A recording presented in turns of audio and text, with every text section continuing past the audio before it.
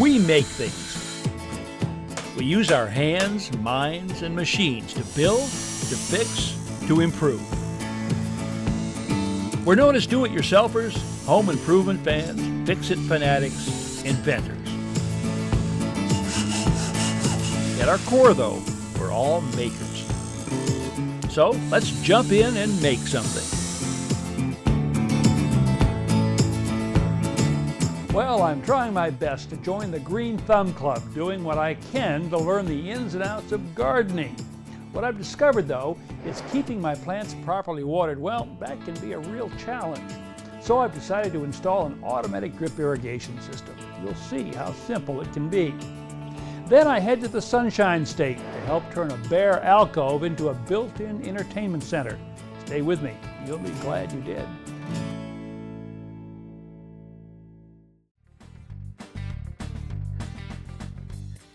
You know, the longer I'm here, the more I enjoy my gardening.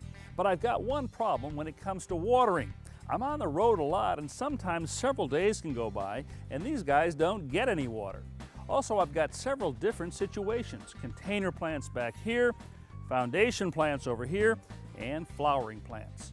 So what I'm going to do is install an automatic drip irrigation system.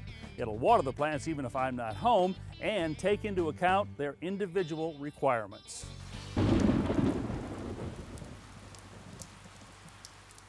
As much as 2/3 of the water used in our homes is actually used outside, taking care of our yard and plants.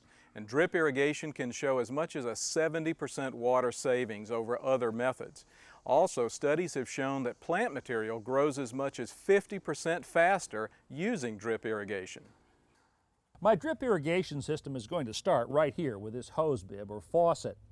Now, the first thing I want to do is screw on this check valve. It's designed to keep the irrigation water out here from flowing inside the house and contaminating my household water supply. Tightening this set screw will keep vibration, or maybe even the kids, from loosening the valve. The next thing I want to do is turn this single faucet right here into 4, using what's called a hose bib manifold. Now, these are pressure reducers. In a lot of homes, water pressure can run 60, 80, some places even over 100 pounds per square inch. That's way too much pressure for a drip irrigation system. So what this device does is drop it down from household pressure to something in the 20 to 25 pound range. In the area that I've decided to irrigate, there are several different kinds of plants with different water requirements. So I've set up 3 areas or zones, and each one of them is going to be served by one of these outlets. This 4th one over here will be for my garden hose. Now remember, in my case, I want the water to come on and turn off automatically. So the next step for me is to install, or in this case, just screw on an automatic valve. These electronic valves operate using very low voltage. They'll turn the water on and off for each zone when they're instructed to do so. Now, this is the brain behind my automatic drip irrigation system. It's called a timer or controller. It's completely weatherproof, battery operated, and each of these automatic valves will plug into the bottom like this. And then the controller itself mounts on the front of one of the valves. Now, I'm going to program this, and it will tell each of these automatic valves which day of the week to turn on, which time of the day to come on, and how long to run.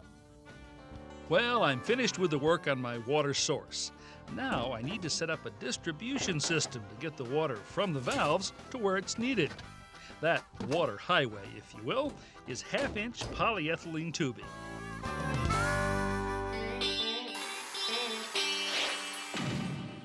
Here are a couple of tips for working with this tubing.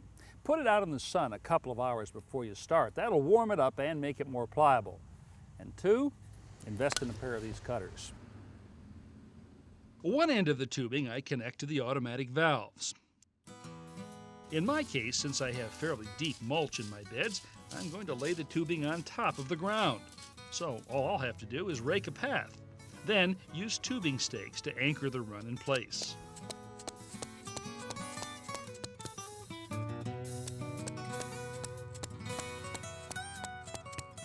Now, when you reach the end of a run of tubing like this, you have to close or cap it off. There are a couple of ways to do that.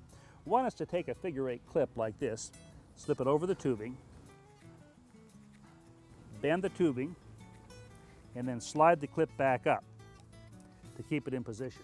Sort of like you'd bend a garden hose to stop the flow of water. Another way to end a run of tubing is with a cap like this. When winter weather comes, I can just unscrew the cover and drain the lines. This half-inch polyethylene tubing brings water into a general area, and this smaller quarter-inch tubing delivers it to individual plants or groups of plants. To attach the smaller tubing to the large, I first use a special punch to make a small hole. Then snap in a connector.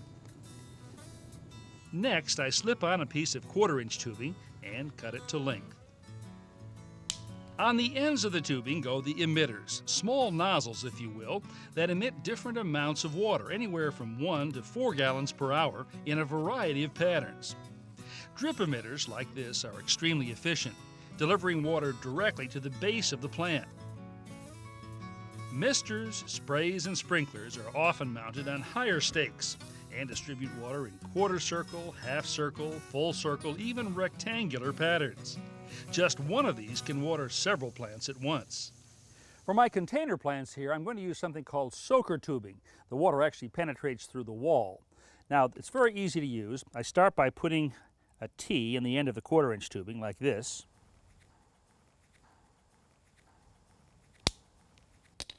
Place one end of the soaker tubing on one arm of the T. Lay the soaker tube around the base of the plant. Cut it to length, and then hook the end of the tube on the other arm of the T.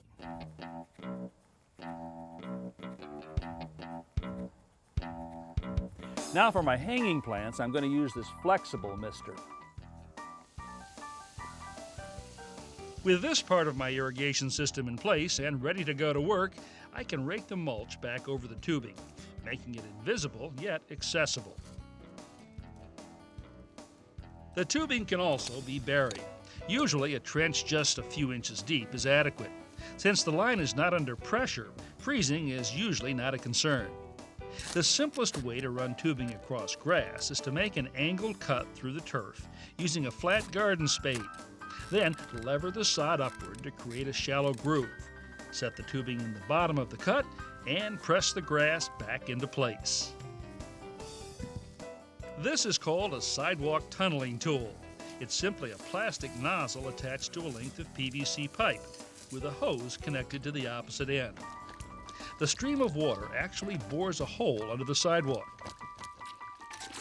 Once I'm through, I use a pair of PVC pipe cutters to snip off the nozzle and the hose connector.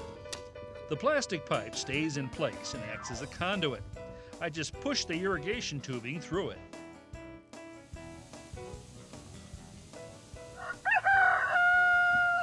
Well, I'm up early this morning, but not as early as my automatic irrigation system. You know, it's good to know that even if I'm on the road or I want to sleep in late, these guys are not going to suffer because of it.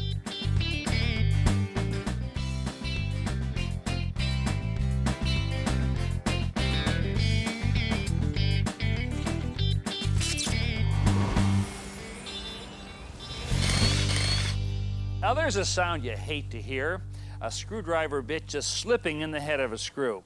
But there are a couple of ways that you might be able to get those screws out easier than you think. This is one right here. These are called friction drops. Actually, it's a gritty material that's suspended in a gel. It's designed to go right in the head of the screw here. Let's put a drop. It's actually going to create some friction between the tip of the drill bit and the stripped out screw head. Watch. Out comes the screw. No more slips. Now, if this doesn't work, you might try a screw extractor. That involves two steps. First of all, you've got to drill a small hole in the head of the stripped out screw.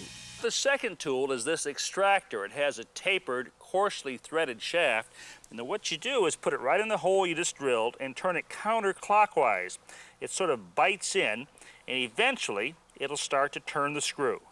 So, if you've got a stripped out screw head, now you've got at least a couple of ways to get those troublesome screws out.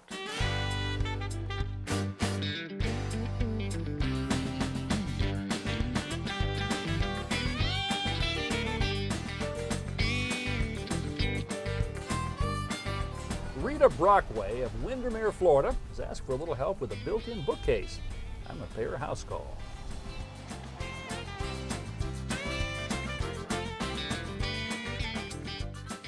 Hi, good morning, Rita. Hi, Ron. Come on in. Oh, thanks. This looks like this must be the area Yep, over this here is the you were talking entertainment about. center. Okay. And as you can see right now, it looks fairly undone, unfinished. So I really wanted a nice entertainment center so everything would have a proper place for it. Okay. Rita's living room has an alcove that's the perfect place for the kind of entertainment center she has in mind. Right. She wants something that looks built in and can house her TV, stereo, CDs, books, and of course, frames, little tchotchkes, little ornaments. Well, that's not what TVs look like these days, is it? now it's time to sit down and draw a rough sketch. The base section will have doors and drawers for lots of out-of-sight storage. On top, we'll build 3 cabinets with adjustable shelving. Finally, to give our project that built-in look, What we want to do is put this in place and then trim out, the way I see it, the edge of it right Right. here, all the way around, with molding, That would look great. so that it looks like it's built into the unit. to save time and money and a lot of work, we construct the base from stock kitchen cabinets purchased at the nearby Home Improvement Center.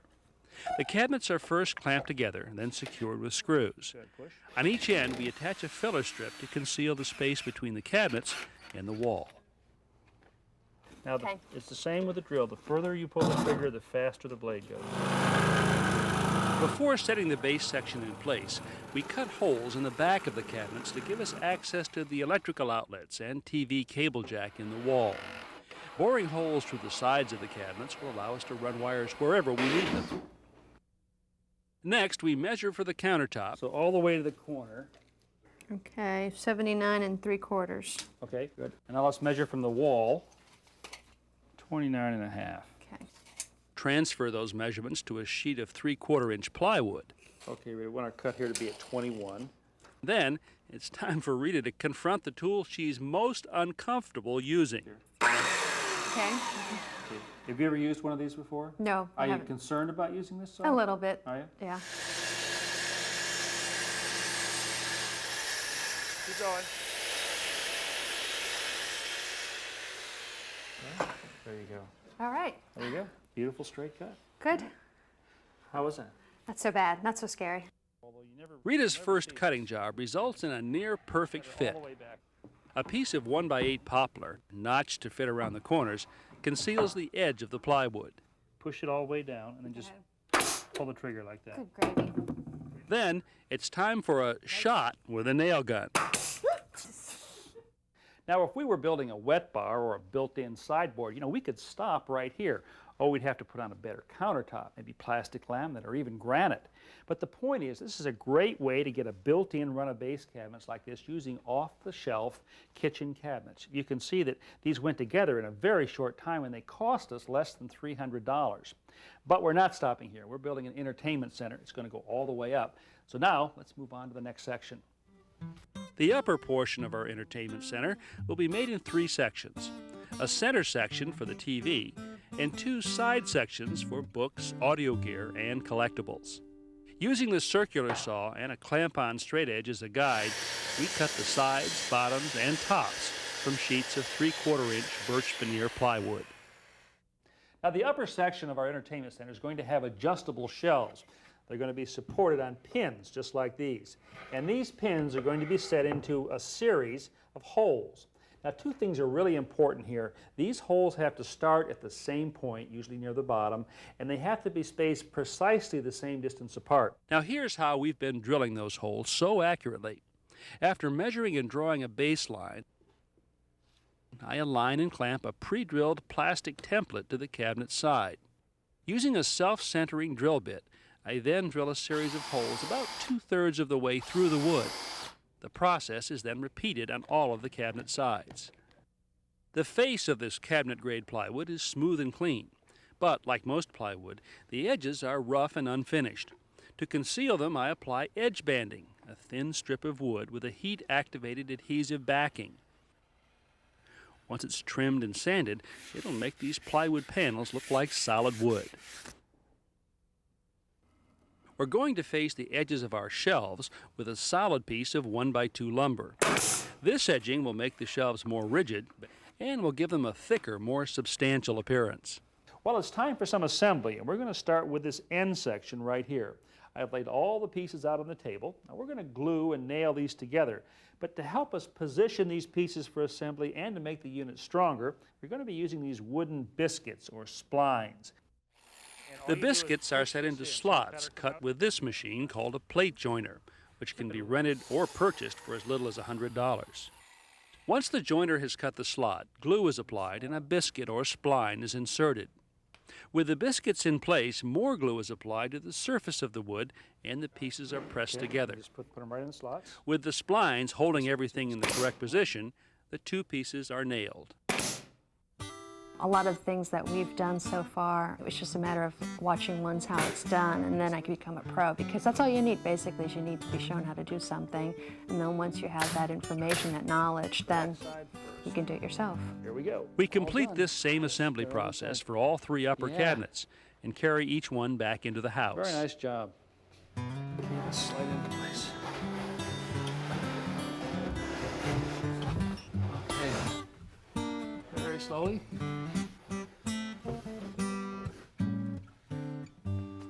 Good job. After securing the cabinets together with screws, we cut trim strips and attach them to the front edge of the cabinets to conceal the joint. Now Rita gets a chance to try out the power miter saw as she cuts the molding or casing that will give the entire unit that built-in look. Finally, it's time to mount the cabinet doors, install the drawers, and set the shelves into position.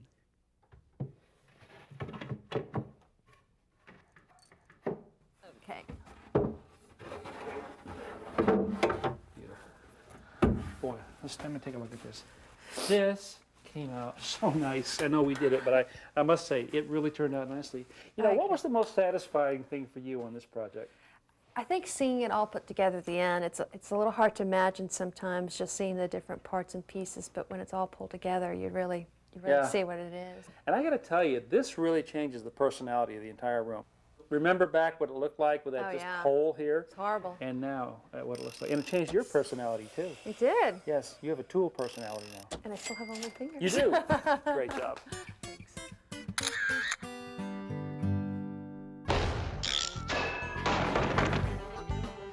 Well, you know, whenever you try to pour paint out of a can into a bucket, what a messy proposition it can be. Well, here are a couple of ways to pour more neatly. This is a plastic pouring spout. To use it, you just take off the lid of a paint can, drop this right inside. Then, when you pour, it's accurate, no drips, no mess. Now, this spout is actually a replacement lid for a 1-gallon can. Just take off the standard lid, pop this one on, tap it in place, unscrew the cap, and pour. When you're finished, just screw the cap back on, and you've got an airtight storage container. So, no need for this anymore when you've got one of these or one of these. To view today's projects again, visit ronhazelton.com, where you'll find hundreds of how-to videos available 24/7. Free home improvement videos online 24 hours a day, 7 days a week.